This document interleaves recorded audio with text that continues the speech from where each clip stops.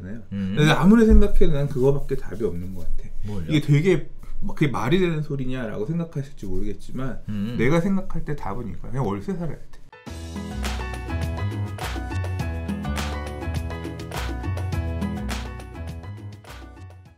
좋아요와 구독하기는 사랑입니다. 네, 안녕하십니까. 2020년 9월 26일 한 발 앞서 소식을 전하는 고품격 부동산 토크쇼 부동산 별별 수다에 오신 여러분을 환영합니다. 잘 지냈습니까? 살이 살살 오르는 게 지내고 있는 것 같죠? 그래서 다행입니다. 자, 오늘 바로 들어가 볼까요? 자, 오늘 다루게 될 주제는요, 일단 매매하고 전세, 시황에 관련된 얘기, 그다음에 청약에 관련된 얘기. 왜 이렇게 막 달려가? 달려가야 돼. 왜냐면 처음에 너무 길대. 네. 자, 그다음에 상가 시장에 관련된 얘기, 그리고 등록 임대주택 위반에 관련된 이야기, 그리고 공인중개사 없이 부동산 거래가 가능하다는 얘기 해서 총 6가지 이야기 한번 나눠볼 텐데요. 아무튼 하나하나 전부 다 다른 시장에 대한 이야기예요. 부동산이긴 한데, 그래서 재밌게 진행해 볼 수 있을 것 같습니다. 네. 아무튼 오늘도 잘 부탁드리겠습니다. 잘 부탁드립니다. 네. 자, 그러면 한 주간의 부동산 소식을 다루는 별별 이슈 첫 번째 소식부터 진행해 보도록 하겠습니다. 자, 집값 상승세는 일단 멈칫했다. 전세값은 언제쯤? 이라는 얘기가 지금 굉장히 이슈가 되고 있는데요. 임대차법 시행 2개월 77개 규제 지역 중 전세값 하락 지역은 빵! 이런 얘기가 시작입니다. 자, 서울 아파트값 상승폭이 줄었고요. 안정을 되찾아가는 분위기인데, 반면에 전세 매물은 부족한데도 입주 물량도 적어서 전세 시장은 당분간 혼란이 계속될 것이다. 전세값은 서울뿐만 아니라 인천, 경기 등 전국적인 상승세를 유지하고 있는데요. 거기에 따라서 4가지 이야기를 하고 있어요. 좀 이따 다뤄보도록 하겠고요. 23일 홍남기 부총리 겸 기획재정부 장관님께서는 이렇게 말씀하셨어요. 그간의 상승폭 둔화세가 다소 주춤해진 상황. 도대체 뭔 소리인지 가만히 들어봐야 이해가 되게끔 애매하게 얘기하시는데요. 자, 부동산 빅데이터 업체 아실에 따르면 서울 아파트 전월세 매물은 24일 기준으로 18,059건으로 일주일 전에 31% 급감한 것으로 이렇게 보고가 되고 있는 상황입니다. 자, 이제 원인에 대한 얘기가 나오는데 크게 4가지 얘기를 하더라고요. 근데 제 개인적으로는 뭐 좀 이해가 되는 부분도 있고 좀 억지로 갖다 붙여놓은 얘기도 있는데, 첫 번째가 뭐냐면 재건축 조합원 의무 거주 기간에 따라서 전세 매물이 감소한다, 전세 가격이 올라간다, 뭐 이렇게 얘기들 하시던데 이게 영향이 있나 이게? 말을 아끼기 위해서? 아니, 근데 네. 사실 뭐 근본적인 얘기, 그러니까 원인이 뭐냐 뭐 이런 얘기 맞아요. 그러니까 결론적으로 얘기를 하면 지금 시황 분위기에 대한 정리를 하자면 매매는 뜨거워 안 뜨거워? 조용하지 지금. 안 뜨거워. 그렇다고 상승이야 아니야? 상승이긴 해. 거래가 너무 뜨문뜨문하지. 네. 그런 거잖아요. 네. 그래서 제가 오늘 막 이거저거 자료들을 좀 보다 보니까 네. 실거래가 사례들 가지고 조사해 놓은 것들, 사람들이 막 정리해 놓은 것들 중에서 보다 보니까 이게 거래량 확 줄었는데 거래된 것 중에 개 중에 신고가가 나온 비율이 전체적으로 다 높아요. 그러니까 이게 거래가 많지는 않은데 개 중에 그렇다고 해서 막 가격이 떨어져서 급락해서 거래되는 게 아니라 나온 거래 가격들은 되게 높게 거래된 애들이 있는 상황이다. 근데 많지는 않으니까 계속 좀 둔화되는 모습도 보이고, 매수자들도, 그러니까 에너지가 사고 들어가는 모양새가 매매 시장에서는 전체적으로 좀 있는 것 같지만 이것도 지역에 따라 약간 차이가 있는. 그러니까 덜 올랐던 데들은 여전히 타오르고 있고 그냥 개 중에 하나씩 거래되는 게 높게 거래되는 거고, 좀 핫했던 지역들은 약간 좀 주춤한 거고, 그렇죠. 뭐 그런 상황으로 정리가 되는 것 같고. 근데 문제 포인트는 그거죠. 전세. 뭐 홍남기 부총리께서 그렇게 말씀하셨다고요. 전세가 그간의 상승폭 둔화세가 다소 주춤해진 상황. 이거는 같기도 하고 올랐다는 얘기야, 떨어졌다는 얘기야. 이제 이 뜻이 그거잖아요. 전세 가격이 이제까지는 좀 안정되는 모양새가 보이는 것 같았으나 둔화가 되는 것 같았으나 주춤해졌다라고 하니까 졸라 올라가고 있다. 그렇죠. 이걸 갖다가 전세가 좀 급등하고 있습니다, 큰일입니다 얘기하기가 그러니까. 그렇죠. 이제까지 상승폭 둔화됐던 게 주춤했습니다. 이게 무슨 뜻일까? 이렇게 말씀하신 게 아닌가. 근데 아무튼 전세 가격은 난리죠. 지금 근래 제가 오늘 이제 어제 부동산 뉴스 브리핑을 안 했는데 매일매일 텍스트로 정리해서 올리는 거 놀러 가느라 뭐 일이 있었어요. 그래서 이제 외부 일 때문에 안 했는데 기사 중에 하나 이제 막 모든 언론에서 보도한 게 흑성 뉴타운에 롯데캐슬 에듀포레라는 아파트가 이제 전용 59제곱미터 전세 거래가 됐는데 신고가가 나왔는데 어마어마하게 튀어 올라와서 전세 거래된 사례가 나왔다는 사례를 가지고 이제 기사들이 분양가보다 한참 높다 이런 상황이 벌써 와버렸다. 그러면서 뭐 전고점 거래가보다 많이 높았던 것 같아요. 그러니까 이런 사례들이 이제 툭툭 튀어나오기 시작하는 거죠. 그러니까 얼마 전에 직방에서 내놨던 자료 중에 뭐가 있었냐면 6월달, 7월달에 전세 가격 분위기는 오히려 이게 좀 오히려 평균 값을 내봤더니 떨어졌다는 거예요. 그래서 이게 그 해석이 어떤 식이었냐면 임대차 3법 이후에도 전월세 시장은 예상했던 거와는 달리 안정 뭐 이런 식으로 이제 설명이 된 거지. 그래서 이게 왜 그럴까? 왜 그렇게 그래? 왜 그렇겠어요? 지금 예를 들어 저희 어머님 집이 얼마 전에 임대차 계약을 재계약을 했어요. 8월 말로 재계약이 됐죠. 그럼 얼마 올려줬냐면 3천만 원 올렸어요. 6억 9천이었는데 7억 2천이 된 거야. 그러면 지금 전세는 얼마냐면 그 동네 다른 아파트들은 8억 5천, 8억 7천, 9억도 나와요. 왜 7억 2천에 올려서 계약을 썼겠어? 계약갱신 청구권 그렇지. 계약갱신 요구권이 있으니까 그 금액대로 써줘야 되는 거야. 그럼 그게 올려받았잖아. 그럼 그 금액은 신고 안 해? 하지. 해야지. 그러니까 그게 계속 나오는 거니까 지난 2년간의 상승분 중에 많이 말 그대로 시세에 준해서 올려야 되는 올리고 싶었던 사람들도 요구권 때문에 다 제한적으로 올릴 수밖에 지금 없는 상황이 된 거잖아요. 그러니까 그렇죠. 통계는 이걸 평균으로 나서 가니까 그러니까 떨어졌다는 건 약간 이례적이긴 한데 이제 좀 주춤한 부분도 있었겠지만 그러나 지금 신규 계약하려는 사람들의 어떤 전세 효과, 매물 없다 이걸 받아들이기 좀 힘든 상황인 거죠. 이제 이게 막상 이제 보이시는 거겠죠. 아니 이게 신규 계약이 이렇게 튀어오르는 게 맞단 말이야? 요즘 되게 당황하고 황당하신. 그러니까 이게 실제가 이제 나타나는 거죠. 전세 매물 이게 부동산 사이트에 매물이 빵인 건 많아요. 아파트를 찍어보면 그냥 매물이 0이야 다. 그래서 이거는 부동산 중개업소들이 아예 그냥 역으로 안 올리는 건가? 왜냐면 귀하니까 물건 뺏길까봐. 제가 예전에 이거 공인중개사법 개정된 거 시행되면 물건 뺏기기 싫어서 허위 매물이 아니라 안 올리면 허위 매물이 아니잖아. 근데 그렇죠. 올리면 뒤에 가서 동호수 보고 벨 눌러서 부동산인데요 주인 전화번호 그렇죠. 좀 이거 빼먹 이런 거 그런 것들 때문에 중개업자들 매물 안 올리는 것도 있을 거고 어떻게든 물건 필요한 사람들은 인터넷에 매물 없으면 와서 찾아가서 부동산 현장 돌면서 매물 찾아가지고 계약 쓸 거니까 뭐 그런 거 아니겠냐 싶었는데 실제 매물이 없는 거죠. 없는 거예요. 없는 거죠. 그러니까 기존에 있는 사람 중에 어지간해서 갈아타거나 나가거나 하려고 했던 사람들도 그냥 무조건 다 눌러 앉는 거지. 그렇죠. 출퇴근이 멀어져도 그렇죠. 그냥 살자 이제 뭐 그런 상황인 거죠. 그렇죠. 그래서 매물이 없는 거는 맞는 것 같고, 네. 그리고 그나마 하나씩 이제 튀어나오는 가격이 이게 말이 돼. 그러니까 이게 지금 저도 아파트 실거래가 요새 앱들이 많잖아요. 그렇죠. 그래서 이걸 실거래가가 이게 띵띵. 전 아실 아파트 실거래가에서 아파트 등록해놓고 보거든요. 여기도 지금 아실 자료 썼잖아요. 아실에서 보면 관심단지 해놓으면 실거래가 올라오면 하나씩 올라와. 그러면 이거 뭐야 왜 이렇게 싸? 이거 왜 이렇게 들쭉날쭉해? 그런 상황이 계속 연출되고 있는 상황이다. 그렇다. 실제로는 전세 매물이 비싸다. 신규 계약을 해야 되는 입장에서는 조금 높은 비용을 부담해야 되는 것 같아요. 그럼 뭐 이런 상황이 왜 생겼냐? 지금 여기 뭐 정리해 놓으셨지만 뭐 그런 거 아니에요.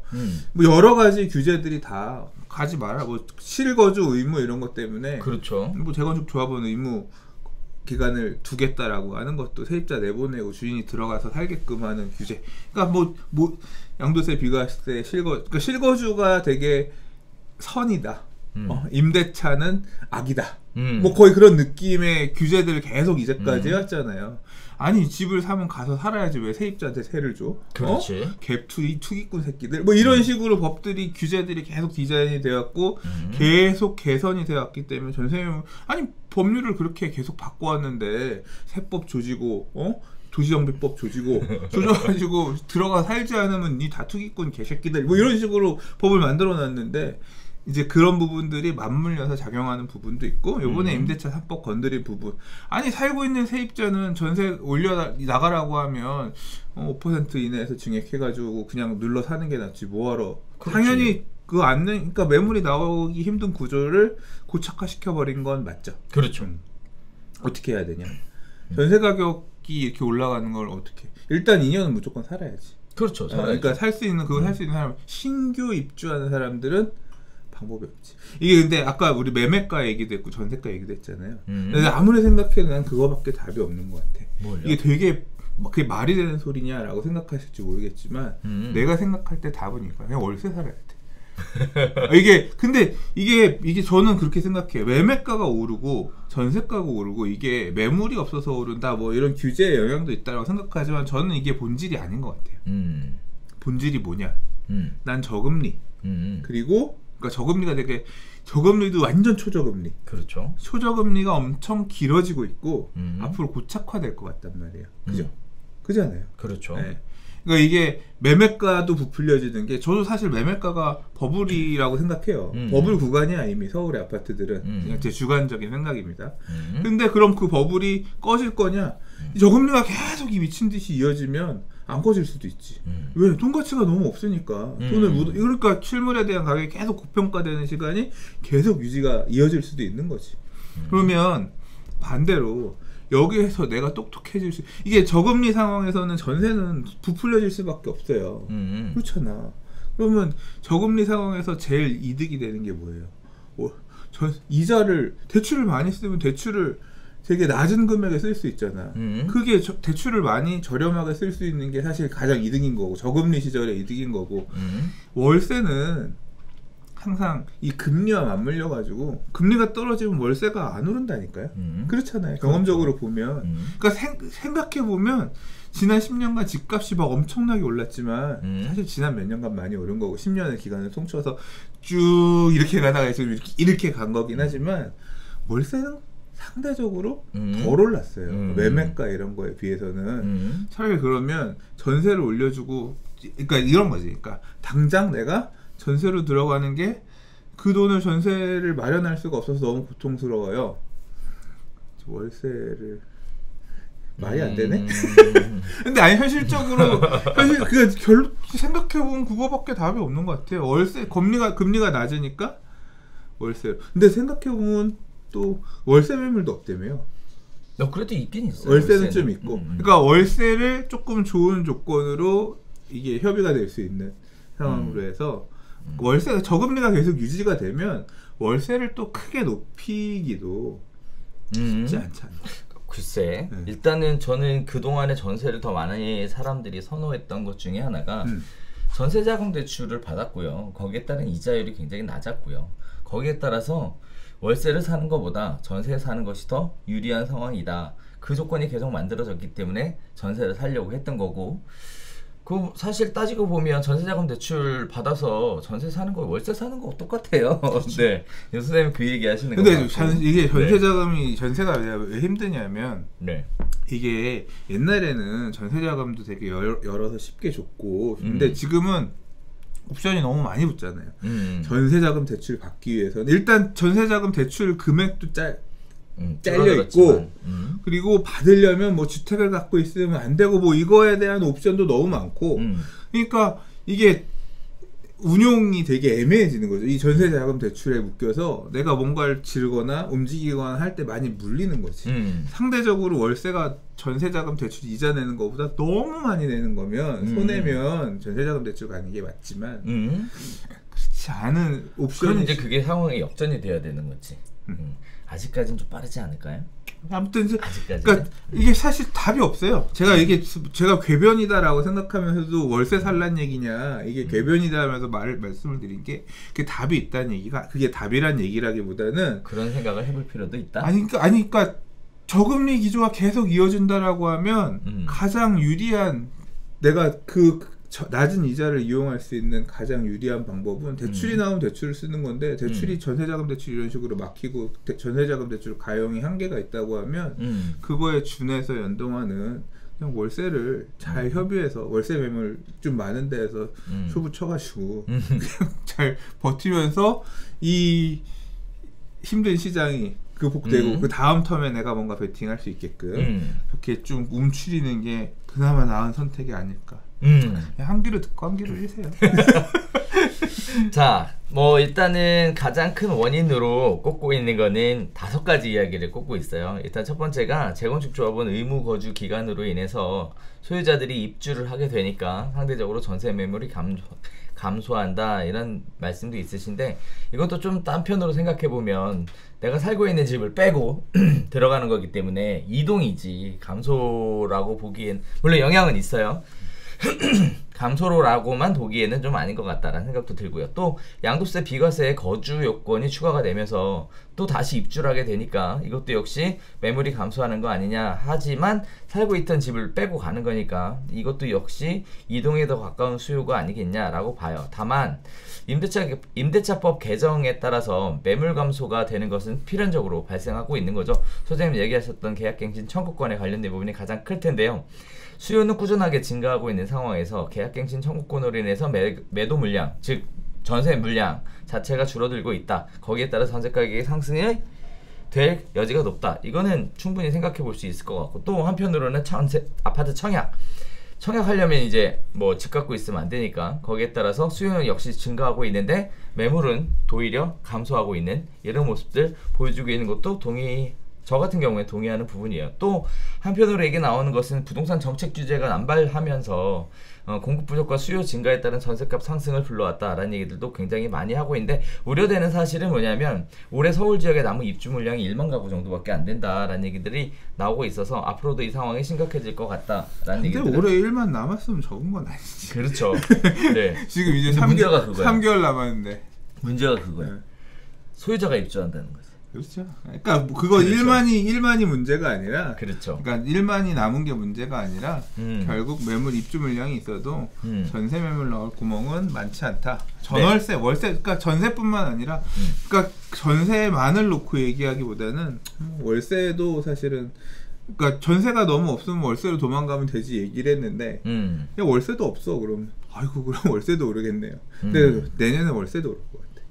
이런 식으로 가면. 왜냐하면 내년엔 입주 물량이 22,000? 뭐 이상한 청년주택 뭐 이런 거 원룸 포함해가지고 내년에 뭐 3만 몇천, 4만 얘기를 하는 얘기도 있지만 공공에서 얘기하지만 그냥 말 그대로 재개발 재건축도 신규 이런 아파트들 물량들 2만 민간에서 조사하는 거 따지고 보면 올해 절반 수준밖에 안 되잖아요.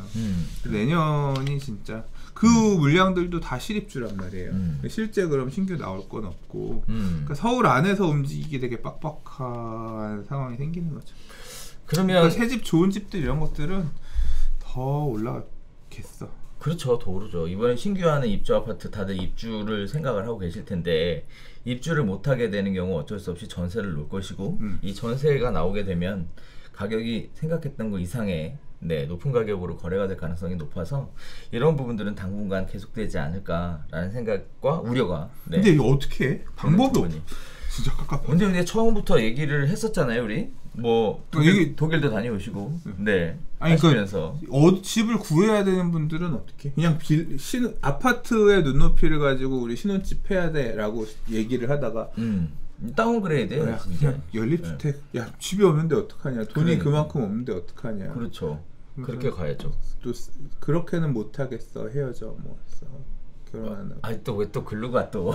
아니 실제 나는 그런 분쟁들이 많이 있을 것 같은데. 네. 이게 되게 당사자들 입장에서는 야 그냥 좀 근데 이게 맞물려 있어요. 뭐가요? 코로나도 맞물려 있어서 야 결혼식장 잡고 이거 사람들 부르기도 좀 애매한데 이거 집도 그렇고 그냥 좀 미루자.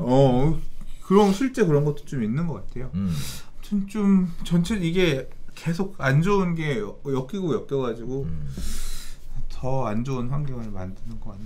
와 근데 진짜 이사 가야 되고 하시는 분들 무조건 가야 되고 하시는 분들 입장에서는 지금 장난 아니죠. 네. 그러니까 아까 제가 뭐 그냥 그나마 저금리하에서는 월세가 나은 선택이에요 말씀을 드렸지만 그냥 울며 겨자 먹기로 그거밖에 보증금은 내가 예를 들어 지금 살고 있는 전세가 5억인데 이사는 무조건 가야 돼. 근데 저기는 갑자기 튀어 올라와가지고 8억을 달래. 갈 수 없어. 그러면 내가 5억 보증금이 있으니까 3억 부분에 대해서 옛날 같았으면 3억이면 막 옛날에 3억이면 월세 얼마인지 알아요? 200 몇십 그랬어요. 그렇죠. 옛날에 그랬어요. 옛날엔 그랬지. 옛날에. 근데 지금은 뭐 3억이면 100만 원에도 비싸다고 할 거 아니에요. 3억 뭐 한 7, 80만 원 할래나? 그러면 그걸 갖다가 조금 더 월세 낮춰가지고 이렇게 최대한 그 전환을 좀 지금 2.5%. 그렇게 이번에, 한다고. 그러면 3억이면 얼마야? 2.5%면 70도 안 되네. 그러니까 그런 식으로 해서 좀 월세를 유리하게 해서 어떻게든 좀 잘 버티는 방법밖에 없겠다. 뚜렷한 답이 없는 것 같아요. 잘 협의를 월세 물건이 그나마 좀 있는 데 가서 임대인들 샤바샤바해서 내 조건에 맞춰지는 데 가는 게 그나마 답일 것 같습니다. 이제 이렇게 되면 이제 새롭게 창출되는 전세 수요 이분들이 이제 깝깝해지는 거고 이렇게 되면 또 악순환이 시작되는 거 아닌가라는 그런 개인적인 우려도 좀 있어요. 근데 뚜렷한 돌파구는 없어. 그러니까. 왜냐하면 뚜렷한 돌파구는 우리가 지난 몇 년간 지금 올해는 전세 급등 얘기가 되게 심하지만 작년 재작년 같은 경우 특히 전세 얘기 없었잖아요. 역전세 얘기 특히 그러니까 경기도 입주 물량 많을 때는 서울도 어쨌거나 전세가 영향권에 있어서 옆에서 계속 새 아파트 입주해주면 그 주변은 작살 나는 거고 서울도 여파를 끼치면서 이게 좀 나았던 거예요. 근데 지금 사실 경기도 입주 물량이 없어.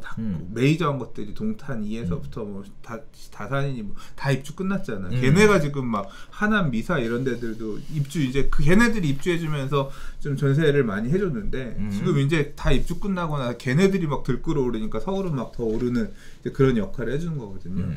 결국 3기 신도시든 주변 택지 지구들 남은 애들이든 이런 애들이 물량들을 채워주면서 좀 다시 이제 신규 아파트 공급을 좀 해주면서 이걸 채워줘야 되는데 언제 되겠어요? 그러니까. 막 이게 대외적인 위기 막 이런 게 와가지고 시장이 좀 식거나 이런 어떤 외부 효과가 있지 않고서는 좀 깝깝한 상황이 좀 더 이어질 수 있을 것 같습니다. 그렇습니다. 자, 두 번째 이야기 가볼게요. 이러한 시장이 만들어지게 된 원인 중에 하나가 이제 청약과 관련된 부분인데 어떻게 보면 악순환이 계속되는 거 아닐까라는 우려 섞인 목소리도 여기서부터 출발되지 않을까 싶습니다. 자, 부모 모시거나 자녀 3명 이상 안 되면 서울 당첨 확률은 0%다. 라는 얘기 가지고 진행해 볼게요. 자, 서울 같은 투기과열 지구에서는 전용 면적 85제곱미터 이하, 중소형은 100%가 가점제고요. 85제곱미터 초과 대형은 가점제 50%, 추첨제 50%로 분양을 하게 됩니다. 거기에 따라서 가점은요, 무주택 기간, 부양가족수, 청약통장 가입 기간에 따라 결정되고 만점은 84점. 다들 기본적인 내용은 아실 거예요. 내용을 따져보면 이런 얘기가 나오게 돼요. 무주택 기간은 만 30세부터 기간을 산정해서 1년에 2점씩 더해지는데 만점은 32점이고 어쩌고 저쩌고 떼고 결혼을 일찍 할수록 유리한 구조가 되어 있다. 자, 부양가족 수는 35점 만점으로 가장 배점이 큰데 본인 및 배우자의 직계 존속까지만 포함 가능하며 부양가족이 6명 이상이어야 만점이 가능합니다. 자, 청약통장 가입 기간은 17점이 만점인데요. 뭐 기본적으로 올해 가입하면 되겠지만 만점이 17점이라서 그렇게 높은 건 아니다 라는 상황. 따라서 선호도가 높은 200가구 이상 단지 13개 당첨된 30대의 평균 가점은 60.6점이라고 얘기를 해요. 자, 그러면 30대가 당첨권에 들려가려면 자녀가 3명 이상이거나 본인 혹은 배우자의 부모를 모시고 살아야 되는 조건이고요. 자녀가 1명, 기혼자가 30대의 당첨권에 들려면 청약통장을 늦어도 25세에는 가입하고 결혼도 26세 이전에 했어야만 가능하다는 얘기가 나오게 됩니다. 자, 이러한 부분들을 보완하고자 특별공급 관련된 얘기가 있었어요. 그래서 정부가 최근 신혼부부나 생애 최초 주택 구입자, 다자녀 가구, 노부모 부양 가구 이런 것들 관심 가지신 분들 많죠. 거기에 따라서 특별공급 물량을 민영주택에다 50%로 확대하기로 했습니다. 특별공급은 해당 자격을 갖추고 소득 기준만 충족하면 당첨될 수가 있다라고 하는데 문제는 국토부에 따르면 올해 2월부터 지난달까지 서울에서 신혼부부 특공에 당첨된 사람은 932명이고요. 반면에 지난달 6월 한 달 동안에만 서울에서 3,666커플이 결혼했다라는 얘기예요. 거기에 따라서 신혼부부 특공이 혼인신고 7년까지 지원 가능한 점까지 고려해보면 사실상 특공, 특별 공급으로 당첨되는 것이 굉장히 어려운 상황이다라는 얘기가 나오고 있는데, 이제 제가 불안해하고 있는 상황은 이렇게 되면 또 30세 패닉 바잉이라고 하나요? 그런 것들이 영향을 미쳤었잖아요. 그래서 청약으로 당첨이 안 되니까 뭐 영끌에서 집을 산다 이런 얘기들이 했었는데 또 그렇게 되는 거 아닐까 이런 걱정이 조금 되긴 하거든요. 저는 어떻게 보세요, 이건? 청약으로 30대가 못 가는 거지. 그러니까 지금 청약 제도는 그런 겁니다. 이게 규제가 심화되면서 저도 사실 이해가 안 가지만 청약 제도는 계속 너무나 많이 바뀌어 왔는데 줏대가 없는 것 같아. 이게 뭐 1년에도 몇 번씩 계속 바뀌고 근데 이게 줏대가 없는 게 아이덴티티인 것 같아요. 그냥 우리나라 청약 제도에 아이덴티티야? 이게 아이덴티티인 것 같아요. 1년에 뭐 말 나오면 고치고 말 나오면 고치고 해서 누더기 곧 청약 제도의 아이덴티티인 것 같아요. 그냥 심플하게 그냥 뺑뺑이 돌리지. 그러니까 제 마음은 그런 거고 결국은 지금 규제가 시작되면 자꾸 배려해줘야 되는 사람들에 대한 얘기가 나오는 거예요. 제가 30대 때 집을 산 이유도 결국은 청약이 안 돼서 청약으로는 답이 없다라고 판단해서 일찌감치 안 기다리고 돌렸거든요. 그 당시에는 투기과열지구 안에서는 35세 이상 무주택 5년 이상 있는 세대주만 75% 물량을 우선 받아갔어요. 그게 이제 75%가 아니라 퍼센트가 계속 늘어났거든요. 그러니까 그 내용에 해당되지 않는 내 입장에서는 계속 문턱이 줄어드는 거야. 분양가가 지금처럼 분양가 규제를 세게 하지도 않았어요. 그때는. 그래서 분양가 조금 세게 나오면 경쟁률이 확 떨어져. 근데 지금은 분양가 완전 조지잖아. 그래서 지금 뭐 분양가가 주변 시세의 절반밖에 안 하게끔도 하고 하잖아요. 그때는 그런 게 아니었단 말이에요. 그런데도 안 돼. 지금은 더 말 그대로 바늘구멍이 된 거죠.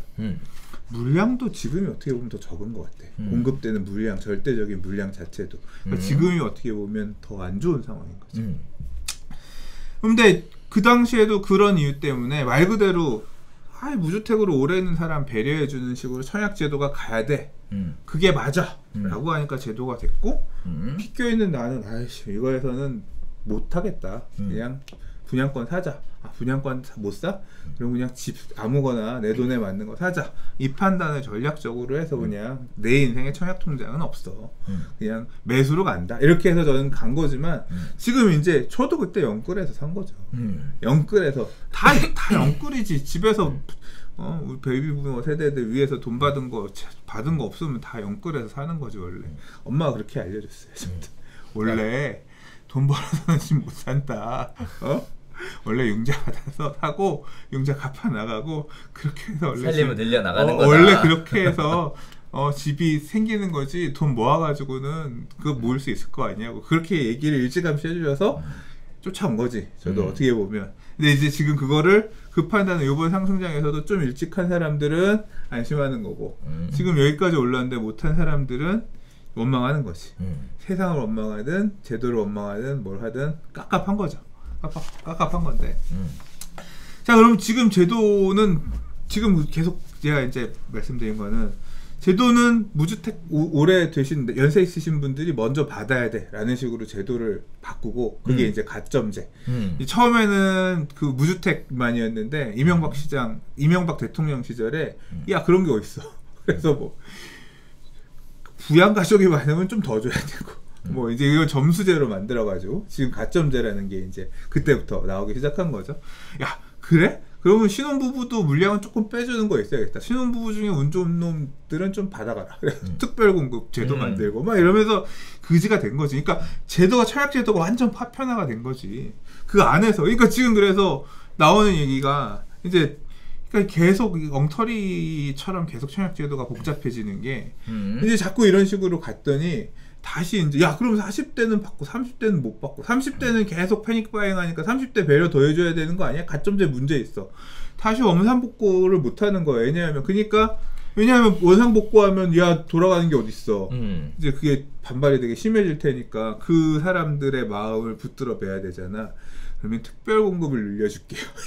어차피 바늘구멍 요만한 거 하나인데 칸막이만 이렇게 치는 거야 계속. 그러면서 이번에 그래서 생애 최초 특별공급 물량 늘리고 신혼부부 특별공급 물량 늘리고 그래서 이제 이 특별공급 받아가지고 운 좋아서 된 사람들은 30대가 받았으니까 국토부에서 뭔가 보도자료 낼 때 설명자료 보면 30대가 주택을 못 받아서 패닉 바잉 했다는 것은 그거는 잘못된 기사입니다. 막 이런 식으로 해명하는데 야 그게 말이야 방구야. 당연히 그거는 30대가 야 50대 신혼부부 특별공급 쓰는 사람이 어딨어. 30대가 쓰니까 당연히 30대 물량이 있지. 그걸 물량을 그만큼 특별공급으로 빼놨으니까 무조건 받아가는 게 있는 거지. 그 얘기가 아닌 거잖아. 거기에 배제되는 사람은 애초에 아예 뺑뺑이로 다 돌렸으면 야 100대 1이든 1000대 1이든 나도 로또 한번 맞아볼 기회가 로또 그런 마음으로 사는 거 아니에요. 로또 될 거라고 해서 사? 되면 좋겠다고 사는 거지. 청약도 어쨌거나 희망 그게 지금 아예 없잖아. 지금 가점으로 갈 때는.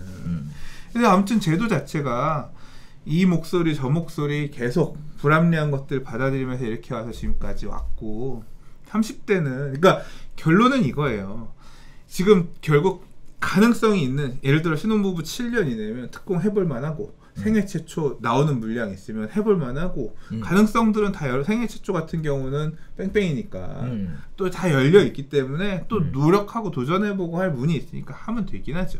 근데 완전히 가능성도 없는 이제 이런 사람들은 아까 제가 했던 고민과 같은 그 당시에는 제가 이제 30대 초반에 했던 고민과 같은 야, 나는 청약으로는 안 되겠다. 그냥 사자.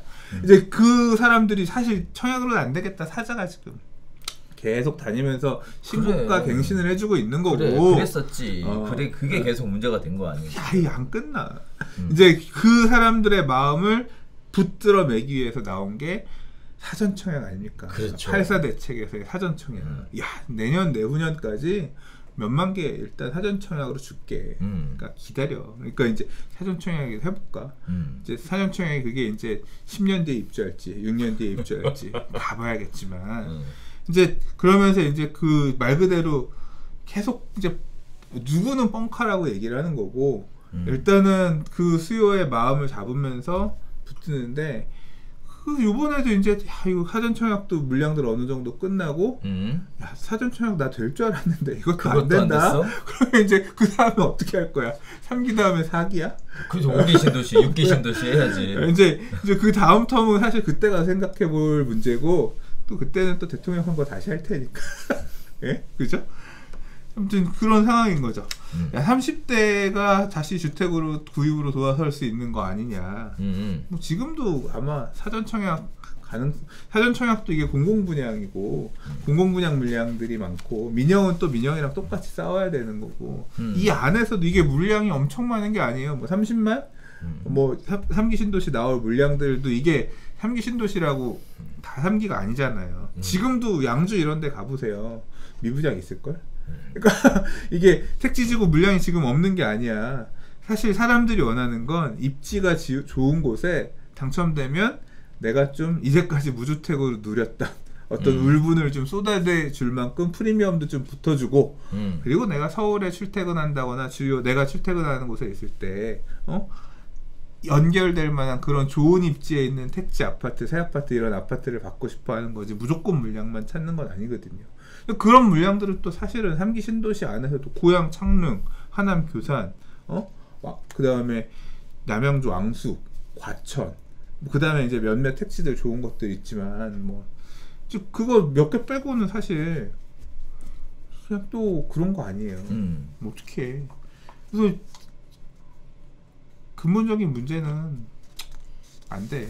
그러게 근본적인 문제에 대한 해결책이 없는 상황에서 현재 상황에 큰 변화를 가져올 수 있을 것을 기대하기는 조금 어려울 것 같다라는 예상이 일부러 말을 어렵게 하는 거예요. 헷갈리라고. 제가 정리가 안 돼요. 정리가 안 됩니다. 네. 네. 청약 제도는 그러니까 정리가 안 되는 이유는 그겁니다. 애초에 인풋이 적은데 먹는 게 많아야 똥도 많이 나오지.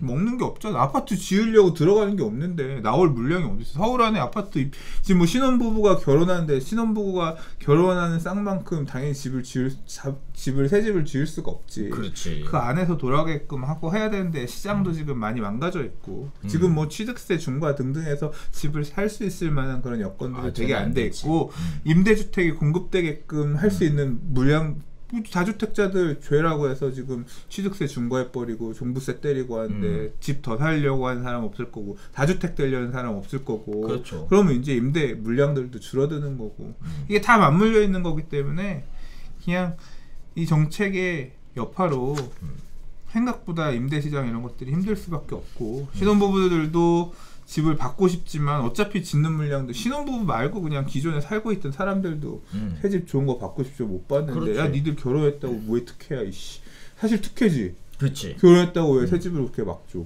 그렇지.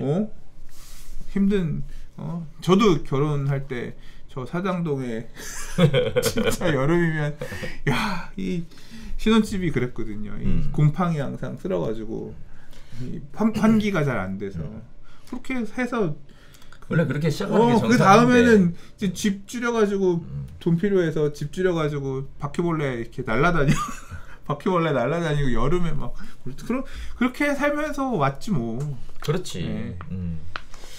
그런 고생을 다시 안 하고 싶은 거지. 경제가 발전을 했으니까 소득 수준과 삶의 그렇게 질도 사실은 얘기가 올라갔으니까. 아니라 다 이렇게 거쳐 오는 거고 뭐 신혼부부 특별 공급 이런 거 제도 활용해서 먹을 수 있는 사람 먹는 건데 네. 배제되어 있는 분들도 너무 희망 잃지 마시고.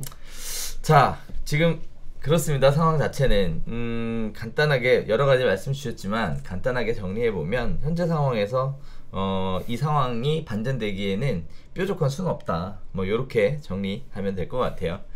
자, 세 번째는요. 뭐 조금 다른 시장 이야기 한번 해보겠습니다. 상가가요. 주택 규제에 대한 풍선 효과로 올해 주목을 받았었다라는 얘기가 있는데 요게 조금 큰 문제가 생겼습니다. 자, 8천만 원 싸게 내놔도 안 팔리는데 상가 매매도 꺾였다라는 얘기인데요. 풍선 효과도 옛말이다. 8월 들어 상가 매매가 줄어들었다. 경기 침체가 지속되고 임대 수익이 악화되어 가고 있다. 상가 임대차 보호법 통과에 상가 매매가 더 얼어들 것 같다 라는 얘기인데요. 자, 3월 이후에 상가 거래는 꾸준하게 늘어나서 7월 들어 최고치를 기록을 했습니다. 3월에 1003건에서 7월에 1680건으로 꾸준히 증가했다라고 얘기하는데요. 자, 코로나19와 사회적 거리두기 강화 등의 영향으로 경기 침체가 장기화되고 있는 상황에서 상가 시장에도 크게 영향을 미치고 있는데요. 이제 24일날 국회가 본회의를 열고요. 상가 건물 임대차 보호법 개정안을 통과시켰습니다. 거기에 따라 9개월까지 연체가 가능하다는 얘기가 나오고 있는 상황에 상가 임대 수익률이 곤두박질 치고 있는데 일단 법 개정된 내용이 여러 가지가 있지만 그 중에 하나가 이런 부분이 있어요. 임대료 증감 청구가 가능한 요건이 경제사정의 변동에서 감염병 예방법에 따른 1급 감염병 등에 의한 경제사정의 변동으로 수정이 되면서 임차인은 상가 주인에게 코로나 등을 이유로 임대료 인하를 요구할 수 있게 바뀌었습니다.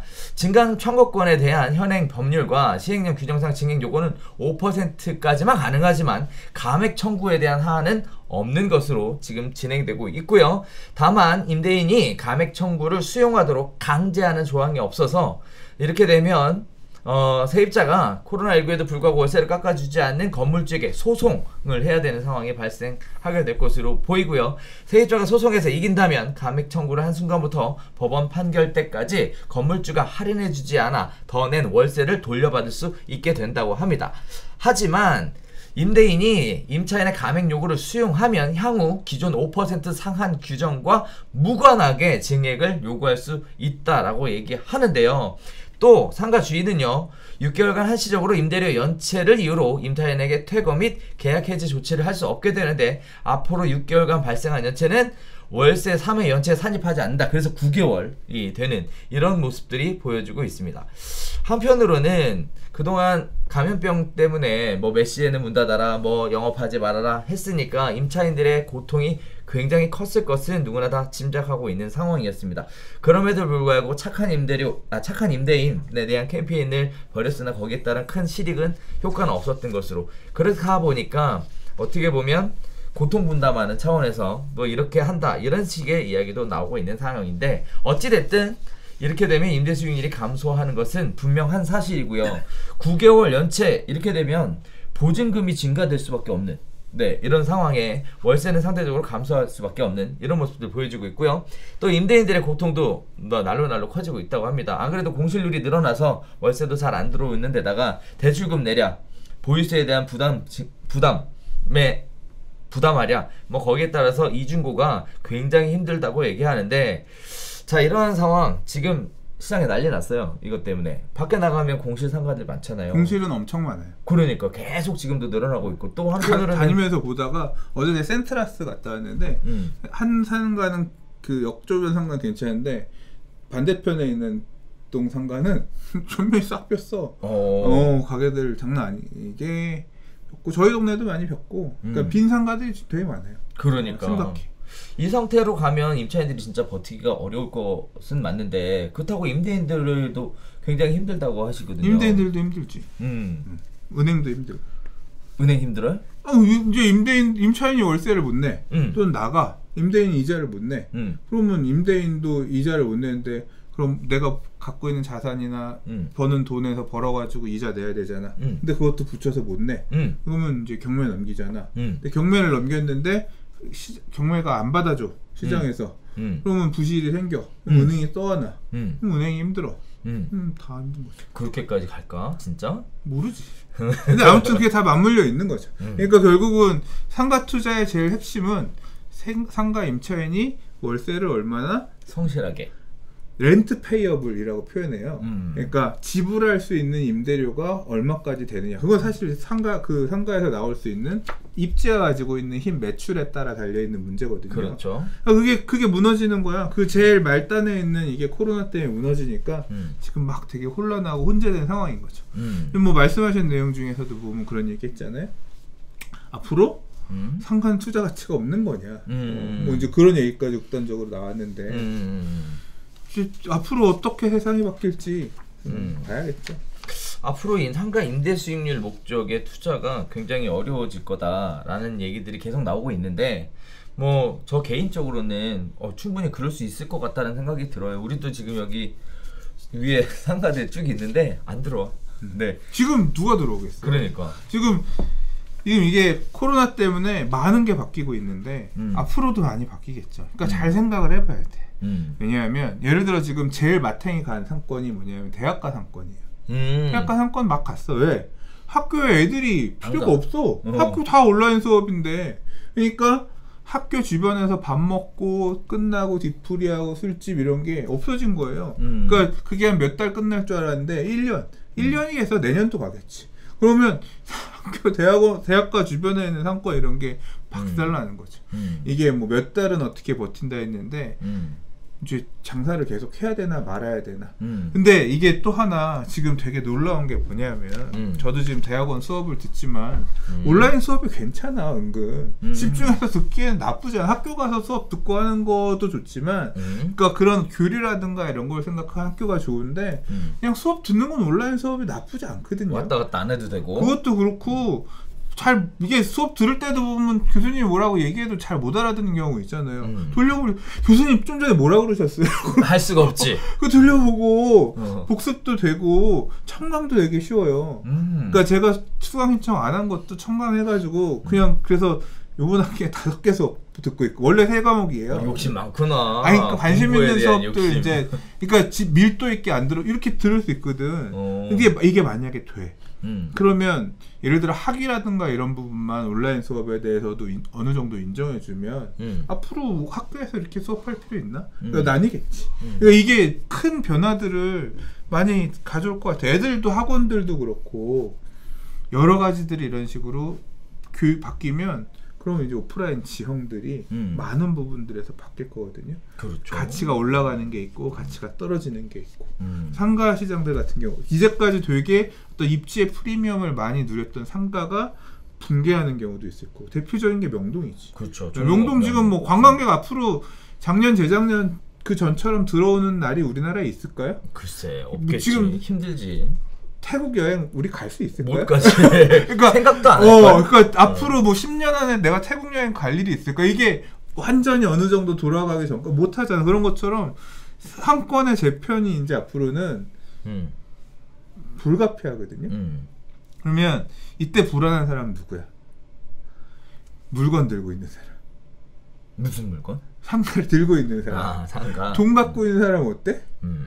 괜찮지. 항상 뭐가 흔들리거나 기존 산업이 붕괴하거나 패러다임이 무너질 때 현금을 들고 있는 사람 기회가 열리거든. 그렇기 때문에 현금 들고 있는 사람은 어떻게 보면 옛날에 IMF 때 다 경험을 해봤잖아. IMF 금융위기 때 이런 거 봤을 때 막 야 저기도 물건이 나오네. 오, 저 좋은 상권도 물건이 이런 거 있잖아요. 그래서 어떤 그런 변화 측면에서 상가가 그렇게 전통적인 입지의 가치가 무너지면 어떤 식으로 떨어진 어느 선까지가 이게 바닥이란 게 있을 거 아닙니까? 판단해서 다시 뭐 저금리 때문에 계속 고평가 부동산이기 때문에 상가도 돈 갈 데가 없고. 근데 이게 전혀 그런 임대 수익 목적에 그걸로 볼 수 없는. 그렇지 않죠. 왜? 우리는 간물주를 희망하니까. 맞잖아. 우리는 노후에 좀 안정적으로 이렇게 임대료 받아 먹으며 살고 싶은 삶을 동경하며 살고 있잖아요. 그렇기 때문에 그 니즈는 꺾일 수가 없어. 주택은 작사를 내놨잖아요. 주택으로 임대사업 하지 마. 이미 지금 그렇게 해놨기 때문에 지금 취득세 12% 더 내고 집 더 사서 임대 수익 직거래하는 거 못하잖아. 그러니까 결국은 남아있는 시장은 금융투자 시장이나 아니면 이런 말 그대로 열려있는 상가 뭐 이런 쪽의 시장 또는 뭐 아니면 이제 비주택, 그치? 뭐 펀드나 이런 쪽으로 해서 좀 돌릴 수 있는 그런 형태겠지만 리츠라든가 이런 쪽으로 간접 투자 상품이 나오면 되겠지만 그러나 뭐 이렇게 변화가 있을수록 공격적으로라고 하기는 그렇지만 그러니까 뭐 지금 뭘 해야 된다 이런 답을 지금 내릴 수는 없죠. 그러나 꾸준히 이 변화에 관심을 가지고 기회가 어디 있을지는 생각을 해봐야겠다. 빨리 돈 좀 생겨라. 나도 간물주 한번 해보자. 그러니까 참 그러고 보면 참 여러 가지 얘기 있었어. 뭐 천당 밑에 분당이다, 응? 조물주의 건물주다 했는데 그것도 이제 옛말이 되지. 그렇죠. 않을까? 이게 패러다임이 이렇게 확 바뀌잖아요. 이게 뭐 제가 작년에도 부산 가보면 가게들이 하나같이 다 벼 있어가지고 놀랬다니까. 야 저거 재산세 어떻게 내냐. 상가들이 다 그렇게 벼 있는데. 그리고 또 이번에 공실에 관련된 리스크가 저도 개인적으로 좀 앞으로 더 커질 거다라고 느껴지는 부분은 왜 철거비 지원해주잖아요. 안 그래도 영업이 어려웠는데 철거비 지원해줄 때 이때 빼겠다라고 생각하시는 임차인들이 생각보다 많다라는 것도 공실의 어떤 발생될 가능성 리스크를 훨씬 더 크게 만들어주는 여건이 되지 않나라는 생각도 듭니다. 뭐 한편으로는 안 그래도 월세 원내서 힘들어 죽겠는데 철거비까지 내가면서 철거하기는 힘들었는데 임차인 입장에선 좋은 생각이고 좋은 방안일 수도 있겠지만 한편으로는 뭐 양면성이 항상 공존하는 것이다 보니까 이런 부분도 같이 염두를 해 주셔야 될 것 같고요. 아무튼 당분간 이 사태가 좀 안정이 되고 경기가 어느 정도 회복되기 전까지는 이러한 부분들은 계속되지 않을까라는 우려 섞인 목소리 말씀드리면서 근데 요건 하나 짚고 얘기를 해야 될 것 같아요. 그러니까 요번에 지금 상가 임대차 보호법 개정안 법안 통과됐고 이제 좀 있으면 시행할 것 같은데 내용은 이게 1급 감염병 때문에 이렇게 힘들 때는 6개월은 계약갱신 거절 사유에서 까준다. 원래 3기였는데 플러스 6이 붙어서 9개월까지는 월세가 까졌어도 봐주겠다. 이게 추가가 돼서 요번에 그러니까 임대료 못 냈던 분들 중에서 앞으로 조금 6개월 못 내도 이제까지 3개월 이상 밀렸으면 안 돼. 근데 이제 덜 내셨던 분들은 조금 면피할 수 있을 만한 보호 조치가 생겼는데 그리고 이제 그런 게 생긴 게 하나가 있고 그 다음에 그 가맹 요구권 너무 힘드니까 임대료 좀 까주세요. 근데 나도 이자 내고 해서 안 되는데 좀 부탁해요. 안 되는데 그럼 소송할래요. 그래서 이제 이 사유, 이 지금 코로나19를 사유로 해서 임대료를 낮춰달라는 소송을 하고 소송을 해서 판사 지금 소송한 판사가 뭐라고 하겠어요? 좀 낮춰주라고 하겠지. 그러면 소송을 진행했던 시점 기준으로 해서 임대료를 까서 이만큼은 돌려주세요. 더 받은 임대료니 돌려주세요. 이렇게 하게끔 하겠다. 이런 부분이 좀 포함이 됐대요. 근데 이거 소송할까 사람들? 이게 진짜 망해서 그러니까 임대인이랑 등지고 나는 요번에 계약 끝나면 더 이상 연장 안 하고 너랑은 이제 여기서 장사 안 이런 사람 아니고서는 사실 감액 소송하기 쉽지 않을 거예요. 이게 판사들도 이 부분에 대해서 굉장히 까다롭고 집요하게 그리고 굉장히 제한적으로 적용해 줄 것이다 라고 벌써 얘기가 돌더라고요. 자, 이제 또 하나 바뀌는 거는 이제 보증금 올려받아야 돼요. 근데 이게 쉽지 않아. 그렇지. 이게 나 사실 이거 관련해서 기사들을 보면서 참 언론들이 갈등을 조장한다 이런 느낌을 했어요. 임대료 야 10억은 못 받냐? 20억 받고 30억 받지. 그 임대료 주고 어떤 임차인이 들어와 장사할 생각이 없는 거지. 지금. 그러니까 보증금 또 밀리고 6개월치 있으니까 3개월, 6개월 코로나 때문에 9개월 밀릴 수 있으니까 나는 그 보증금 띄면 나갈 때 명도할 때 명도 소송하고 월세 못 받은 거 빼면 나 보증금에서 깔 거 없으니까 계약 못 하겠다. 결론은 네가 미납할지도 모를 보증금 임대료만큼을 보증금에 더 얹어서 난 받겠다. 이 요구를 임대인들이 하는 그런 경향이 심해질 거다 이거잖아요. 물론 그 돈을 내고도 제발 제가 장사를 하게 해주세요라는 임차인이 많으면 될 수 있는데 임대차 계약, 상가 임대차 시장도 시장이잖아요. 그렇죠, 시장이죠. 장사할 게 없어. 지금 다 지금 뭐 몇십 년씩 장사하시던 선수들도 다 나 자빠지고 있는 판국인데 안 그래도 투자금 제한되어 있는 상황에서 보증금 더 얹어가면서 장사하겠다는 세입자가 많이 나오면 받아주지. 월세 깎아야지 대신. 월세. 보증금이 높은 대신에 월세. 근데 월세는 깎아줄 수 있으면 깎아주는데. 우리 옛날에는 그랬잖아요. 예를 들어 뭐 1000에 110 이런 식이었잖아요. 근데 이제 9개월 자 3개월에다가 이게 조금 더 들어가 보면 3개월에다가 6개월이니까 9개월에다 명도기간 3개월 하면 총 합 1년인 거지. 그러니까 월세 1년치 월세 합계액이 보증금으로 만들어져야 되는 거고 보증금이 늘어났으니까 상대적으로 월세가 더 줄어들어야 되는 거고 거기에 따라 임대 수익률이 더 떨어진다. 이렇게 보는 게 뭐 이제 그러면 보증금이 무거운 그런 식의 그렇죠. 어떤 임대차로 갈 거다 그런 얘기네요. 그렇죠. 한편으로 또 그런 생각도 들어요. 근데 이게 세입자들이 보증 그렇게 많이 안 걸려 그래. 그렇지. 근데 임대인 입장에서는 수재미 이 정도는 받아야 된다. 맞는데 이제 중개하는 입장에서는 이게 심각해지거든. 세입자 넣어놨는데 씨 월세 안 내. 그러면 너 어떻게 된 거야? 이거 지금 벌써 시작했대요. 네. 그래서 지금 뭐 몇 개 상권에 주요 상권에 계신 분들이 이제 전화 오셔가지고 얘기하시더라고. 교수님 이거 통과될 거 아셨어요? 아 저 강의하느라 몰랐는데 그랬더니 난리 났어요 지금. 전화 난리 났어 지금. 어떻게 하면 좋아? 막 하더라고요 지금. 그렇지 이제 월세가 6개월 안 나올 수도 있다는 입장이니까 그러니까. 당사자들 입장에서는 되게 당혹스러운 상황인 거고. 자, 네 번째 이야기 바로 갈까요? 자, 위법 의심이 된다. 등록 임대주택 송파구만 4만 호가 과태료 대란의 대상이 되지 않나 라는 얘기가 나오고 있습니다. 자, 등록 임대주택 의무 위반한 의심 사례 규모 상당이고요. 국토부가 최근 전국 지자체에 조사 대상을 내려보냈다고 하는데요. 임대료 증액 제한 위반 과태료는 최대 3천만 원입니다. 거기에 따라서 임대사업자의 과태료 대란이 내년쯤 발생할 수도 있을 것이다 라는 얘기가 계속 나오고 있습니다. 자, 정부가 최근 5년간 공적 의무를 위반한 것으로 의심되는 등록임대주택 리스트를 전국 지방자치대에 내려보냈고요. 주요 의심 사례는요, 임대 의무 기간과 임대료 5% 증액 제한, 임대차 계약 신고 위반 등 국토부 관계자가 주로 임대차 신고 의무 위반이 많을 것으로 예상된다 라고 얘기하고 있는데요. 자, 현대 임대차 계약 신고 의무 위반은 과태료가 최대 1,000만 원이고요. 임대료 5% 증액 제한과 임대 의무 기간 준수 위반은 최대 3,000만 원까지의 과태료가 있다고 얘기를 해요. 자, 이걸 보면은 임대 사업자를 하면서 임대주택 의무 위반이라는 걸 하게 되는 이유는 뭘까요? 우리가 좀 생각해 봐야 되는 게 그러니까 몰라서.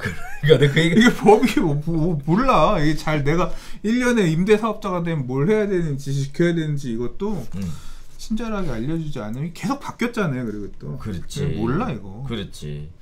자, 또 서면 조사를 진행한다는데 그렇다면 이제 서면 조사하고 결과가 나오고 뭐 하면 시간이 걸리잖아요. 지금이라도 내가 혹시 위반한 건 없는지에 대해 확인해보고 과태료 처분을 피하는 방법은 없을까? 없지 않아요? 아니 내가 가서 도둑질을 했어. 야 도둑질 없던 걸로 하자. 나 처벌 좀 안 해주라. 아 자수하면 좀 광명 찾는 게 있어요? 글쎄 그건 모르겠는데 아무래도 이내잖아요. 과태료가 이내. 그래서 아 실수로 그렇게 했다. 그래서 원복했다. 그러면은 좀 줄여주지 않을까? 그 과태료는 좀 줄여줄 수 있을 것 같은데 이게 사실 과태료 안 내려고 이런 걸 임대사업자를 내는 게 아니라 조특법이라든가 이거 받아먹으려고 원래 이제 이 임대사업자 하면 이런 혜택을 줄게라고 하는 나머지 콩고물 때문에 했는데 이거 어기면 콩고물 다 사라지는 거잖아요. 그렇죠. 그래서 사실 두들겨 맞고 에이씨 거의 없애? 이거 맞고 하시는 분들은 임사 그냥 다 없애고 그러실 것 같은데. 임사 없애는 건 가능하잖아요. 네, 언제든. 네. 자, 또 한편으로는 이런 생각도 들어요. 이제 지금 처음에는 이제 공인중개사 사무실에서 계약을 했어요. 이제 갱신을 하면서 증액 위반. 전 이 사례가 굉장히 많은 것으로 사실 보고 있거든요. 모르는 거예요. 뭐 기준으로 해서 5%인지 보증금인지 월세인지 1년인지 2년인지 기준 자체가 없는 상황에서 둘이 만나서 얘기를 하는 거지. 그러고 나서 뭐 영장하는 걸로 계약서 쓰는 거예요. 뭐 계약서 종이가 구하는 거에 어렵지 않으니까. 자, 이렇게 해버렸을 때 이런 문제가 굉장히 심각한데 사전에 왜 물어보지 않았을까? 중개업소에다가. 그러면 중개업소도 근데 이 대표님은 중개업소가 되게 선이야 항상. 그치? 왜냐면 중개업자를 일정 부분 대변하니까. 근데 아니 모든 사람이 선하진 않아. 아니, 그건 인정해. 근데 그렇다고 해서 그렇지. 안 돼. 그러니까 중개업소에 가서 물어보면 무조건 답이 아니란 얘기를 전하고 싶은 거예요. 진짜 모르고 공부 안 하고 관심 없는 사장님들도 많아. 그래서 가서 예를 들어서 얘기하시면 왜 니들끼리 가서 했냐. 중개업소에 가서 5% 상한증액 어떻게 계산하는지 물어보고 했으면 그렇지. 이런 실패가 없었을 텐데. 그렇지. 제 얘기는 가서 그 사장님도 모르던데요. 그런 사무실은 가지 마라. 그러니까 그런 사무실 판단이 안 돼. 그런 사무실은 가지 마라. 그러니까 제가 그 얘기는 해도 돼요. 스스로 똑똑해져야 되는데. 그럼. 이게 결국 뭐냐면 세상이 너무 복잡하고 어려워. 그리고 중개업소 사장님들도 사실은 어떻게 보면 임대사업자는 중개업소 사장님들의 몫이 아니잖아. 이걸 그렇죠. 굳이 그렇게 꼼꼼하게 알 필요가 없는 거야. 사실 이거는 주임사 관련해서 전문으로 하는 세무사 뭐 이런 분들한테 물어보거나 아니면 이런 주임사 컨설팅하는 이런 쪽에다가 물어봐서 답을 구해야지. 그러니까 스스로 찾아서 가야 되는 건데, 그러니까 이게 혜택이 주어진 이게 사실 이 민특법, 민간 임대주택 특별법이라고 하는 거 자체가 어마어마하게 혜택을 준 대신에 페널티도 되게 칼같이 만들어진 거라 그 혜택을 보기 위해서는 스스로가 되게 냉정하게 스스로가 엄청 엄격하게 이걸 해야 되거든. 맞아. 사실 저도 다 세무사 그러니까 저는 아니고 저희 부모님이 임사를 해놨는데 이제 어머니 연세 있으시니까 대신해서 하는데 세무사 통해서 하게끔 하거든요. 그러니까 결국은 이 세상은 돈으로 해결한다. 아니 그거 억울하다.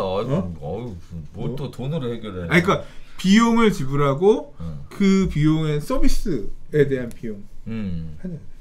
그거는 인정해. 그거는 그 서비스를 받았으면 상응하는 대가를 지불한다. 그렇죠. 뭐 중개업소에도 서비스에 대한 대가를 지불하고 세무사 사무소에도 서비스에 대한 대가를 지불하고. 그러니까 우리 이따가 또 그 얘기 나올 건데 아무튼 그렇습니다.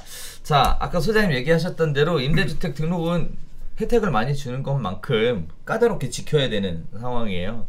거기에 따라서 위반을 해서 피해를 볼 수도 있는 상황이니까 혹시나 뭐 100% 된다 보장은 없지만 혹시나 내가 이런 위반을 하지 않았는지에 대해서는 한번 점검해보는 시간 가져보시는 것도 괜찮을 것 같아요. 임대사업 하시는 분이라면. 그리고 아까 말씀드렸던 것처럼 뭐 모든 개업 공인중개사가 똑똑하고 잘한다 라고 얘기할 수는 없어요. 하지만 그렇게 잘 모르면 안 가면 됩니다. 네, 어차피 부동산 많으시잖아요. 네. 그러니까 부동산 사장님들도 그러면 돼요. 네. 나 몰라. 네. 저기 가서 저 사실 세무 상담 이런 것도 네. 모르는 걸 아는 척 상담해줘서 문제가 생기게 하기보다는 세무사를 깔끔하게 연결해주는 게 맞다고. 그렇지. 이게 괜히 잘못 알려줘가지고 당사자들한테 이게 서로 곤란한 상황이 생겨. 그렇지. 그래서 우리 세무사 있잖아 방송하든. 그렇죠. 그러니까 항상 통화가 안 돼, 통화가. 전문 딱 그렇게. 그러니까 왜냐면 그런 브릿지 역할 중개, 세무 상담도 중개해주고, 물건도 중개해주고, 임대도 중개해주고, 법무 상담도 중개해주고. 중개 아주 A야. 너무 어려워. 너무 어려워. 너무 어려워. 요새 진짜 중개하기 너무 어려워요. 아무튼 그렇습니다. 네. 네. 자, 5번째 이야기 가볼까요? 7억, 5억 강남 재건축에 부담금 폭탄이 드디어 고지가 됐습니다. 완전 난립니다. 초토화 상황입니다. 자, 초과이익 환수제가 조합원이 재건축으로 얻은 이익의 최고 50%를 부담하는 부담금으로 환수하는 제도를 우리가 흔히 얘기하는 재초환이라고 얘기하는데요. 자, 서초구 반포주공 1단지 3주거 아파트 조합원에게 초과이익 환수 명목으로 1인당 4억 원 넘는 재건축 부담금 통보가 이루어졌습니다. 자, 반포주공 3주구는요 1490가구가 2091가구로 탈바꿈하는 대단지인데요. 이 때문에 재건축 초과이익 환수의 대상인 강남구 대치동 은마, 송파구 잠실동 잠실주공 5단지 등 강남권 주요 재건축 단지에도 영향을 미칠 것으로 보여지고 있는 상황입니다. 자, 국토부에서 시뮬레이션 해보니까 5개 단지 평균 5억 2천만 원이다 라는 재초안 비용에 대한 이야기가 있었는데, 초과이익 환수제는요 지난해 말에 헌법재판소에서 합법 판결이 나온 상황에서 진행되는 것이 어떻게 보면 예정되어 있는 상황입니다. 자, 이거에 따라 얘기가 많이 나오시는 것 중에 아직 실현되지도 않은 이익에 대해서 거액의 부담금을 납부하는 것은 불합리하다. 그리고 또 소득이 없는 고령 은퇴자들에게는 굉장히 큰 부담이 될 수밖에 없다라는 얘기들이 나오고 있고요. 자, 초과이익 환수제 등으로 수익성이 떨어진다고 판단하는 재건축 재개발 조합원들이 사업에 적극적으로 나서지 않으면서 공급 물량은 오히려 더 줄어들 가능성이 높다라고 얘기하고 있습니다. 자, 한편 아파트에 수십 년 산 조합원은 돈을 내고 사업을 해야 되는데, 분양가 상한제로 시세의 50에서 70% 수준으로 아파트를 분양받는 일반 청약자는 시세 차익을 전혀 환수당하지 않는, 이거는 좀 모순이지 않냐라는 새로운 이견도 제기가 되고 있습니다. 자, 이 상황이면 이거 재건축하기 어려운 거 아닌가요? 이거? 이제 그거는 조합원들이 결정하실 몫입니다.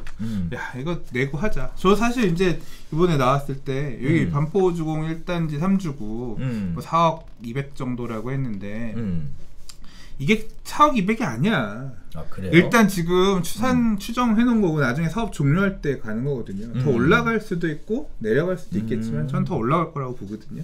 실제는 더 내야 되는 거지. 이걸 내고 할 거냐 말 거냐. 이건 이제 조합원들이 마음의 준비가 좀 되셨으면 할 수도 있는 거고 이제 요거 보면서 다른 데들도 좀 봐야겠죠. 이거 하겠어요? 소장님 같으면 그걸 조합원들의 생각을 내가 안 할 것 같은데 그랬는데 조합원들이 보고 야 네가 뭔데 씨. 그러니까 왠지 제 생각엔 그렇더라고. 만약에 이게 물론 저는 부자가 아니라서 이런 좋은 아파트를 가지고 있지 않습니다만 그래서 오히려 더 쫄리는 걸 수도 있겠지만 부담금으로 이렇게 내고 재건축해야 된다 그러면 나중에 없어지면 저는 이게 제 초안이 이제 번복은 안 될 것 같아요. 왜냐하면 이게 디자인을 제 초안, 그러니까 재건축 초과이익 환수 금액에 대한 디자인이 결국 이해관계를 맞물려 놓은 거예요. 여기에서 발생한 재건축 이 금액을 갖다가 좋은 데 쓰겠습니다. 이게 이제 나눠서 국가가 가져가고 일부는 이제 해당 지자체가, 그다음에 요 가져간 거를 또 나눠 가지고 반은 해당 지자체, 일부는 해당 지자체, 일부는 이제 나머지 광역 지자체한테 이렇게 분배해 주거든요. 그러니까 이 재건축 초과이익 환수 금액의 이 법률적인, 그러니까 어떤 취지? 법률적인이라기보다 취지는 결국 뭐냐면 초과이익이 발생하는 곳은 어디냐? 잘 사는 동네. 초과이익이 안 발생하는 동네는 어디냐? 못 사는 동네. 무슨 소리냐면 집값이 별로 높지 않으니까 여기는 사업을 죽었다 깨라도 못 하는 거야. 왜? 이익이 발생하지 않아. 근데 거기에 소유하고 있는 소유자들도 부담금을 내가면서 사업을 할 수 있으면 유인이 없으면 못해. 그러니까 결국은 되는 데들은 계속 이익이 늘어나니까 사업을 계속하고 안 되는 데는 계속 슬럼화 된다는 거예요. 이 구조적인 문제를 해결하기 위해서는 초과이익을 걷어다가 사업이 안 되는 데 갖다 쏟아서 얘는 이득을 좀 줄이고 안 되는 데는 되게 해서 균형 발전을 하자. 이제 이런 개념으로 만들어 놓은 거예요. 그래서 아마도 제가 지난 2017년 말까지 이제 유예해주고 했던 거는 경기가 안 좋고 부동산 시장이 확 막 맛이 갔었잖아요. 그러니까 환수를 실제 이제 법률은 살아있지만 재건축 초과이익 환수를 유예하던 거를 이제 종료한 거잖아요. 근데 앞으로는 거둘 것 같아요. 실제 지금 내고 있고 이게 이렇게 크게 내는 게 아니라 저희 뭐 어디 강북에 있는 조그만 빌라 재건축 이런 거 하잖아요. 그럼 조합은 한 명당 1,000만 원, 뭐 500만 원, 300만 원 이러고 지금 초과이익 환수금 내고 있어요. 안 내고 있는 게 아니야. 근데 이익이 얼마 안 크니까 얼마 안 내는 거지. 근데 이제 이렇게 천문학적인 금액, 이게 여기 보면 제가 봤을 때 사업 비용이 8,087억이에요. 공사비가. 그러니까 공사비가 8,087억인데 재건축 초과이익 환수 금액이 6,000억이야. 5,965억. 그러니까 엄청 너무 큰 거지. 이제 이건 어떻게 받아들일지 저는 모르겠지만 저는 이 재건축 초과이익 환수 금액 자체가 조금 한정하는 기준이 잘못됐다고 봐요. 이게 그래서 좀 충분하게 수기를 거치고 이게 이만큼이 정말 초과이익이냐라고 하는 것을 1인당 4억씩의 초과이익을 걷어가는 게 합리적이냐는 거는 조금 다시 따져봐야 되지 않겠나 생각을 해요. 얼마 전에 서울대 환경대학원 도시계획학 연구팀의 이동훈, 장덕길, 김태영 씨 이렇게 연구하시는 분이 재건축 초과이익의 적정성 및 재건축 초과이익 환수제도 개선 방안 연구 발표를 했는데 내용을 보면 그 내용 중에 하나 보면 초과이익 환수 계산할 때 그러니까 이 사업 추진 주체 추진이 승인일부터 종료할 때까지 날짜를 잡아서 초과이익을 산정하는 것도 불합리하다.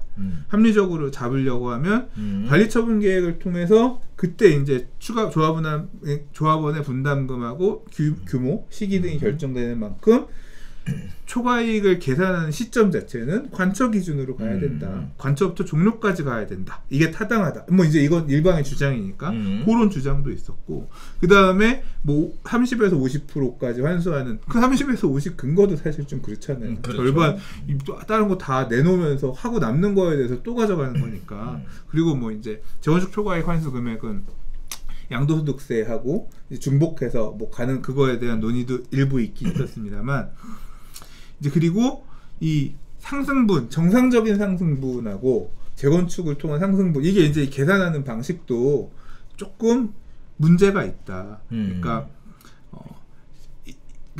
이 연구가 뭐였냐면, 재건축이 이런 부동산 시장이 막 뜨겁게 달아오르기 시작하면 재건축이 시장을 되게 이상하게 왜곡한다고 하는데, 실제 결과적으로 보면 주변의 기존 아파트들, 새 아파트들이 더 높고 재건축은 상대적으로 쫓아가는, 후행하는 거였으면 더 크지도 않았다는 거예요. 다시 말해서 재건축 가격 움직이는 것을, 그러니까 물가 상승률 뭐 이런 정도로 해서 올라간 것을 빼고 재건축 초과이익으로 산정하는데 그게 잘못됐다는 거예요. 이미 그 올라가는 거는 주변의 아파트 가격 정상적인, 그러니까 어떤 호재라든가 이런 거에 따라서 올라간 부분까지도 단순히 이 계산 산식에서 보면 재건축 초과이익 환수로 놓고서 과도하게 계산하게끔 룰이 디자인돼 있다.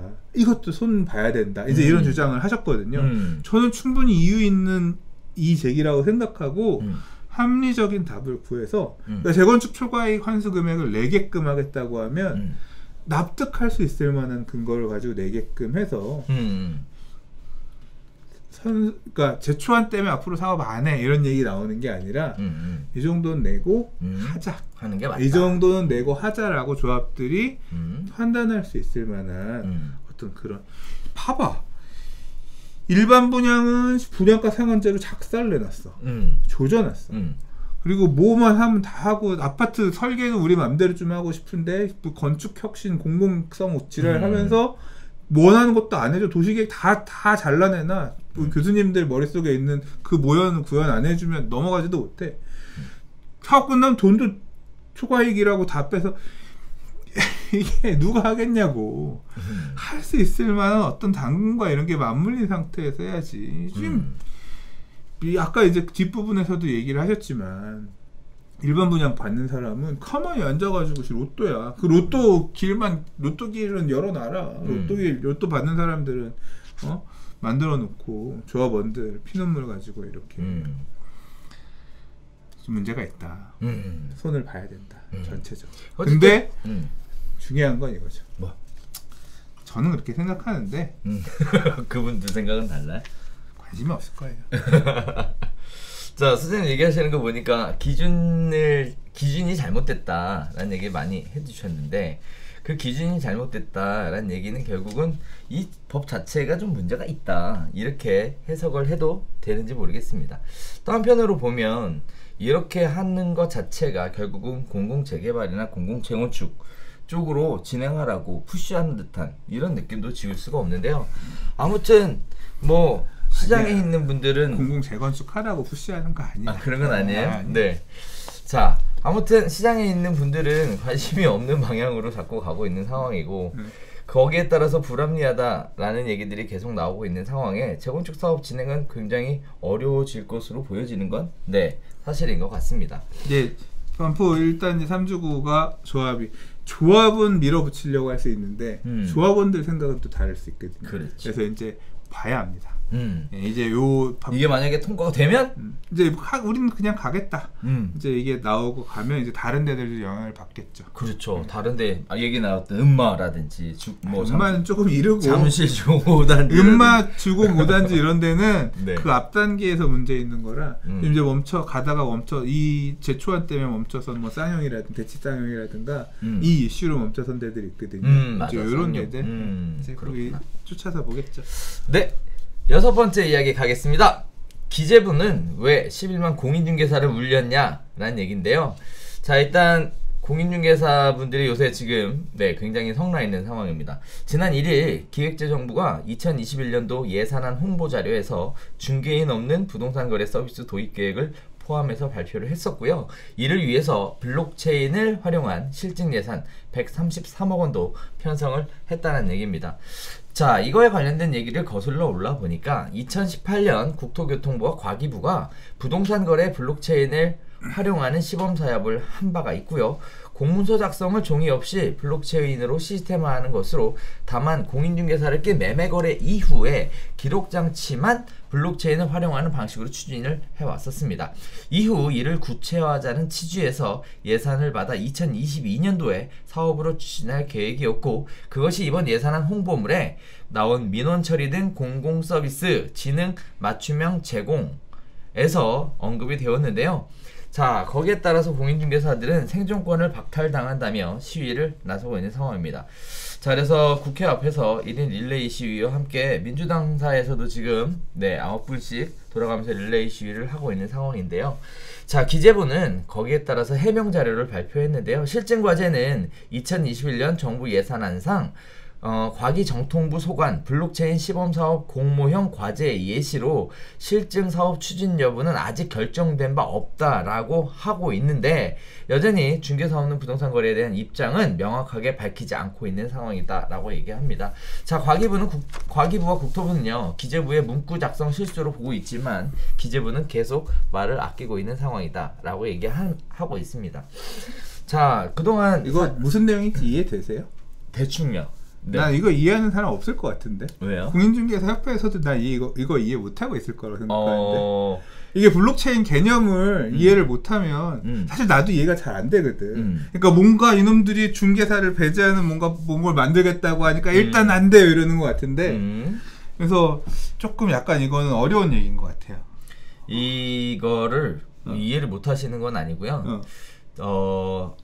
뼈대는 맞지. 사실 뼈대는 맞아. 그러니까 이해를 못한다는 게 이 개념을 이해를 못한다는 거고 결과적으로 보면 중개인이 배제가 되는 그런 시스템이 될 수도 있다는 거는 맞지. 그러니까 이 문제를 제기하는 부분은 타당성이 있지. 여기 사실 이 기사만 놓고 보면 이렇게 보이는데 이거에 관련돼서 단편적으로 쌓여있는 몇 가지가 있고 내용들은 알고 있는 상황이에요. 문제는 일단 협회에서 뭔가 하기 전에 이제 일부 회원들은 모르겠죠. 그러니까 이게 온갖 카톡방에 이거 청원해야 된다고 공인중개사분들이 막 올리시더라고. 그렇죠. 그래서 아 이게 뭐가 문제가 있구나. 그래서 아 그러면 직방 같은 서비스를 처음에 저는 그렇게 생각했어요. 직방이나 이런 서비스를 그러니까 직거래 서비스를 공공주도로 만들려나 보다. 중개업자가 배제하는. 그래서 아 그래? 이런 짓을 한단 말이야? 부서진법이 이런 식으로 가나? 막 이제 저는 처음에 그렇게 생각했거든요. 근데 그거는 아닌 거야 보니까. 그런 건 아니지. 그건 아니네. 뭐 여러 가지 이유가 있는데 사실 이거를 뭐 이 시간에 털면 이거 장난이 아닌 얘기들이 나와야 돼서 저도 부담이 많이 스럽고요. 어쨌든 쌓인 것들이 있었어요. 쌓인 것들이 있었고 뭐 일반적으로 뭐 아무리 그래도 그렇지 뭐 차 떼고 포 떼고 다 떼고요. 기재부에서 어쨌든 발표는 중개사 없는 거래 시스템 만들겠다라고 발표를 한 거예요. 거래 시스템이 아니라 네. 이게 블록체인이라고 한 부동산 거래 블록체인을 활용한다는 게 개념 자체가 그러니까 이게 약간 관점이 달라요. 중개업소는 거래가 중요하지. 거래를 해야 먹고 사니까. 근데 이게 블록체인 개념이 뭐에서 나오는 거냐면 저도 잘 몰라요. 근데 이제 제가 왜 그게 관점이 좀 다를 거라고 생각하고 있냐면 문서를 우리가 만들잖아. 매매 계약서를 써. 그럼 이 계약서를 만들면 이게 진본인인지 아닌지를 검증할 방법이 없잖아. 그래서 여러 개를 놓고 검증을 하잖아요.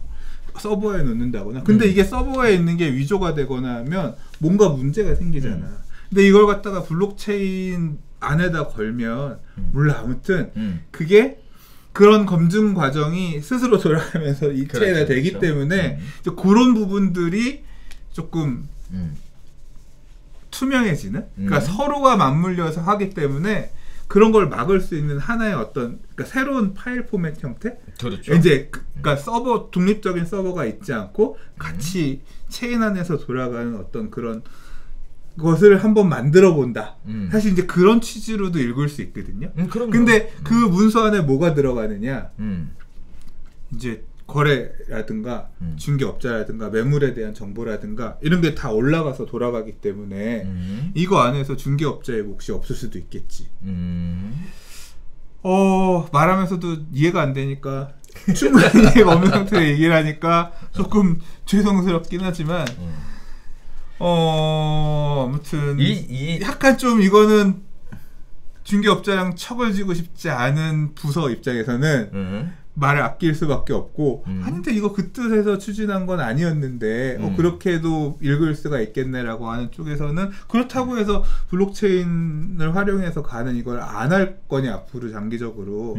왜냐하면 다른 쪽에서는 많이 하고 있거든요. 그러니까 이 부동산 중개가 아니라 문서를 그러니까 서버 안에 저장하고 지금도 얼마 전에 그 문제 냈던 거 있잖아요. 등기부 등본을 공신력. 그러니까 등기부 등본 있는 DB를 어떻게 빼는 그 구멍을 알아내가지고 그거 팔아가지고 몇십억 24억 해먹은 업체가 나왔잖아요. 그것도 우리 때문에. 그런 것처럼 서버 안에 저장돼 있는 그런 것을 대체하기 위해서, 그러니까 중앙 집중식의 데이터 정보를 대체하기 위해서 이 체인 안에다 데이터들을 굴리는 이런 형태로 지금 가는 개념으로서 많은 부분, 그러니까 이런 여기뿐만 아니라 공문서들도 그런 식으로 작업을 하는 거고 사문서들 기업들에서도 다 하고 있고 이제 블록체인을 어떻게 접목할 수 있냐는 하고 있는 건데 그런 차원에서 한번 시도해본 게 아닐까 싶긴 했는데 이제 이게 맞물리면 그러니까 사실 이제 이 블록체인을 활용해서 이게 우리나라 말고 미국에서도 지금 무슨 회사들아 뭐 하고 있는데 이게 되면 사실 중개업자가 배제된 시스템이 만들어질 수 있거든요. 그러니까 직거래 이런 것들이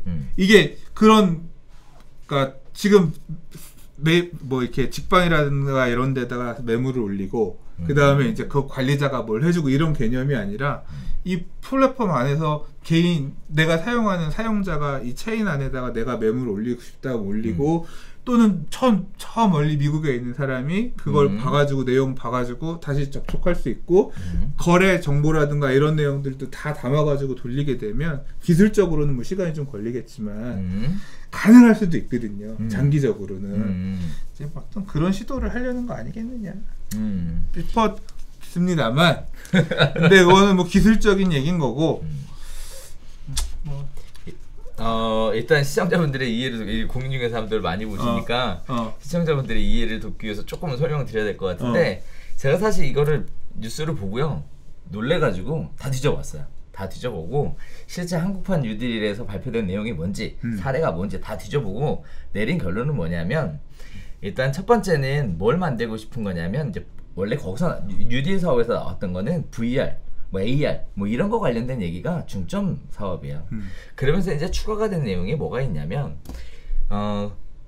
공신력에 관련된 얘기, 소장님 얘기하셨던 것처럼 뭐 소유권에 대한 등기에 대한 공신력, 그 다음에 대장에 대한 공신력 뭐 이런 거 부분들을 좀 더 안전하고 좀 더 정확하게 관리하고 처리할 수 있게끔 하는 시스템이 이제 두 개 같이 맞물려진 거예요. 이것들을 잘 생각해 보면 한편으로는 에스크로우 서비스에 대한 어떻게 보면 진화된 형태? 이렇게 생각하시면 사실은 맞을 것 같아요. 그러니까 이게 중앙 집중적 서버에다 저장해 놓는 방식. 왜냐하면 서버에 저장을 해놨는데 그 서버의 데이터를 해킹해서 이게 변조가 되면 내 집이었는데 그래. 국가에 있는 DB에 있는 집 이름이 조영준으로 바뀌어 있는 거야.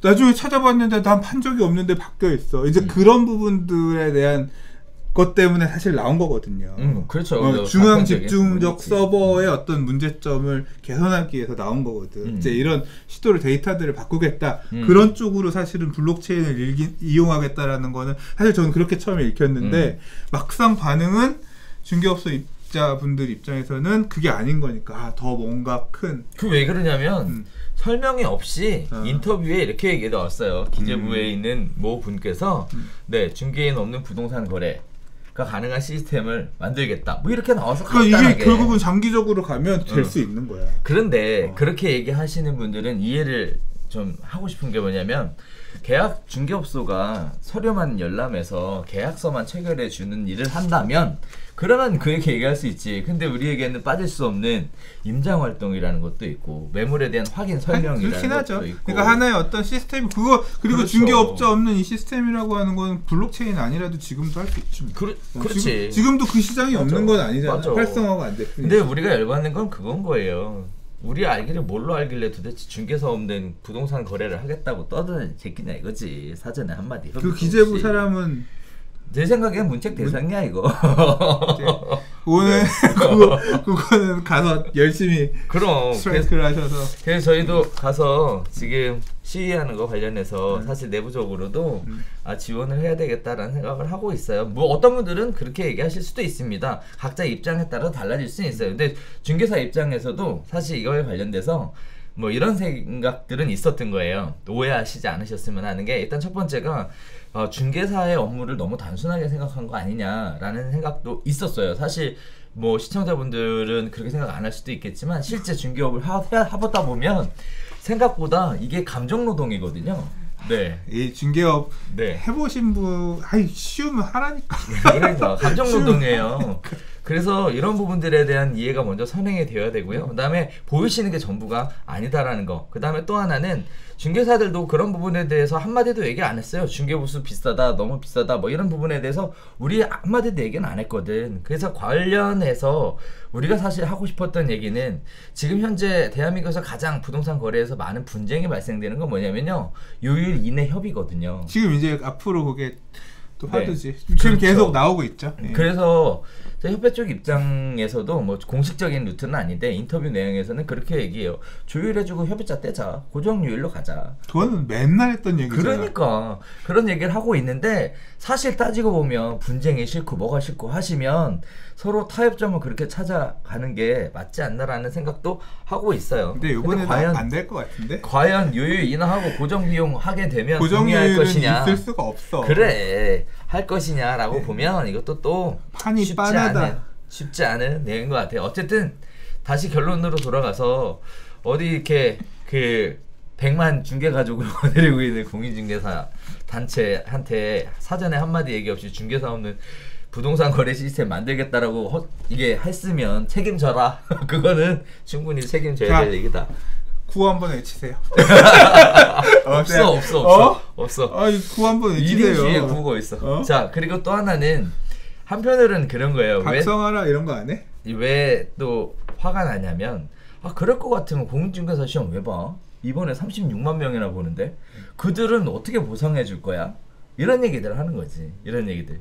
자, 그래서 아무튼 우리 물론 뭐 정부의 어떤 정책을 만들고 끌고 가시는 분들은 여러 가지 생각들을 하겠지만 거기에 손발을 맞추시는 분들도 다 생각 좀 하고 얘기해야 된다. 저는 개인적으로 그렇게 생각을 하는 것으로 더 이상 확대는 안 시키는 걸로 이렇게 했으면 좋겠고, 어쨌든 시작을 했으니까 뭔가 결과가 나올 때까지는 밀고 가실 계획인 것 같아요. 그래서 이 방송 보고 계시는 공인중개사분들 계시면 남의 일 아니다 라는 생각을 하시고 이미 시작했다 그러면 사실은 어떻게 보면 뭐 이 상태에서 그냥 용두삼이 되시면 아무것도 안 남아요. 그런 부분들은 다른 관점에서 한번 생각해 보셨으면 좋겠습니다. 그래서 관심 좀 가져주시고 적극적으로 참여할 수 있는 여건이 되신 분들은 참여도 좀 해주시고 하시면 좋을 것 같아요.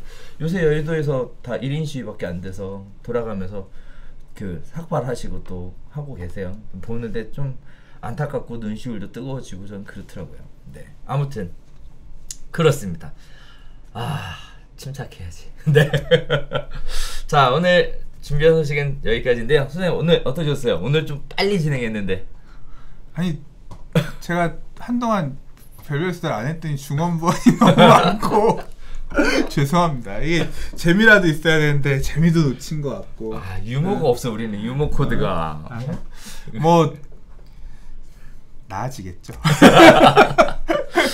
자, 오늘 저희가 준비한 소식은 여기까지고요. 저희는 다음 주에 또 새로운 소식 가지고 찾아뵙도록 할 것 같은데 다음 주에 안 되겠다. 추석이구나. 추석. 그러니까 추석 명절 잘 보내십시오. 네. 복된 추석 되세요. 네, 다음 주는 불가피하게 한 주 쉬고 그렇게 하고 진행하도록 하겠습니다. 감사합니다.